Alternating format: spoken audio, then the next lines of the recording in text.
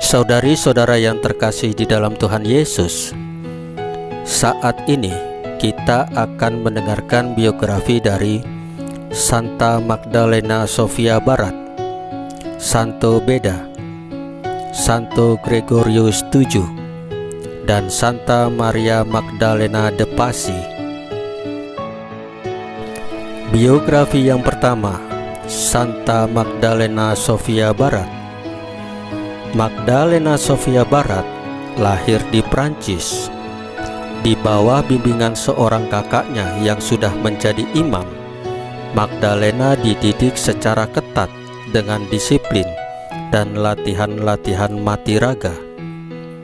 Itulah yang kiranya menjadi persiapan baik bagi Magdalena menuju keberhasilannya pada masa yang akan datang.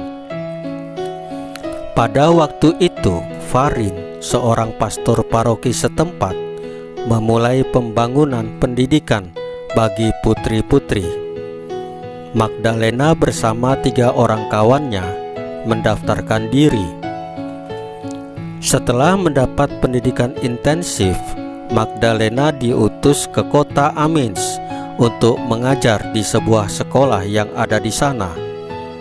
Ia menjalankan tugasnya sebagai guru dengan sangat baik. Dalam waktu singkat, ia mendirikan sebuah biara di kota itu.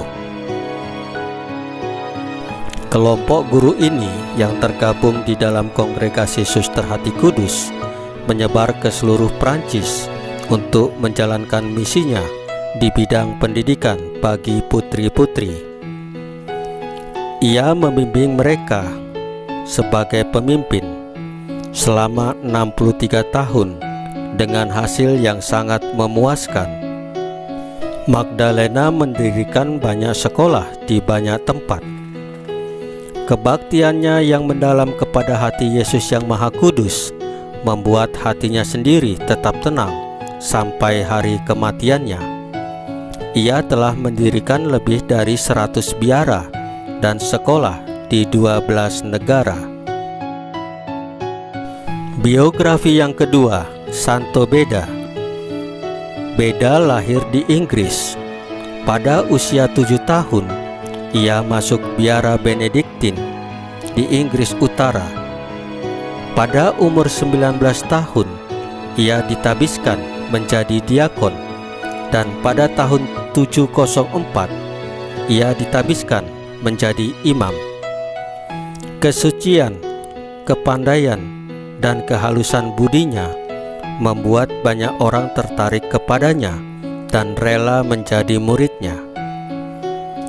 Ia memusatkan hidupnya pada ofisi suci, pada studi, pada mengajar, dan menulis.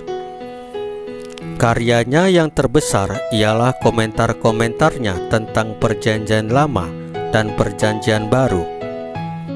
Karya-karya Santo Beda yang cemerlang tentang ilmu pengetahuan dan tentang kitab suci membuat dia digelari sebagai pujangga gereja.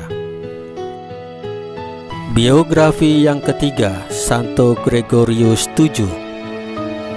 Mencintai keadilan dan perdamaian dan berjuang untuk menegakkannya demi kebaikan gereja adalah warna dasar kehidupan Gregorius. Ia lahir di Italia Tengah dari sebuah keluarga sederhana. Tatkala Uskup Bruno terpilih menjadi paus, Gregorius menemaninya ke Roma. Di sana, ia ditabiskan menjadi diakon agung, yaitu suatu jabatan penting yang bertugas mengurus hubungan tahta suci dengan negara-negara lain. Selain itu, Gregorius dipercayakan jabatan sebagai pengawas keuangan kepausan. Gregorius memperoleh keberhasilan awal dari usahanya saat di biara Santo Paulus di Roma. Dengan pengaruhnya yang besar, ia berhasil mengembalikan citra kehidupan imamat di antara imam-imam yang ada di dalam biara itu. Gregorius VII, seorang paus yang besar dan terkenal, perjuangannya untuk menegakkan martabat gereja dilanjutkan oleh para paus yang menggantikannya.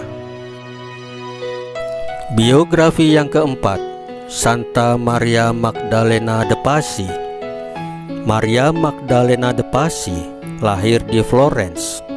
Magdalena adalah anak tunggal dari sebuah keluarga terkemuka di kota yang makmur dan indah itu. Semasa mudanya, tingkah lakunya menampakkan suatu keistimewaan.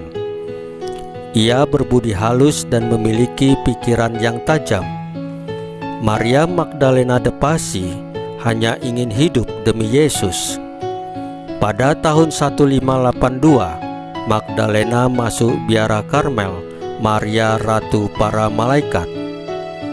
Magdalena sengaja memilih biara ini karena ia tahu bahwa di sana ia dapat menerima komuni suci setiap hari. Ia sering mengalami penglihatan ajaib di mana Yesus mengajarinya tentang kediaman ilahi dalam hatinya demi menguatkan dia apabila dia ditimpa pencobaan. Magdalena tetap seorang suster yang rendah hati meskipun ia dianugerahi banyak karunia luar biasa. Magdalena meninggal dunia setelah menderita penyakit yang berbahaya. Saudari-saudara yang terkasih di dalam Tuhan Yesus, firman Tuhan Yesus hari ini adalah, tetapi apabila ia datang, yaitu Roh kebenaran, ia akan memimpin kamu ke dalam seluruh kebenaran. Saudari-saudara yang terkasih di dalam Tuhan Yesus, marilah kita mencontoh sikap hidup, cara berpikir, cara bertindak dari Santo-Santa Katolik kita. Tetaplah melayani sesama dengan kasih Yesus, dan tetaplah mewartakan Injil dalam hidup kita sehari-hari. Tuhan Yesus memberkati kita semua.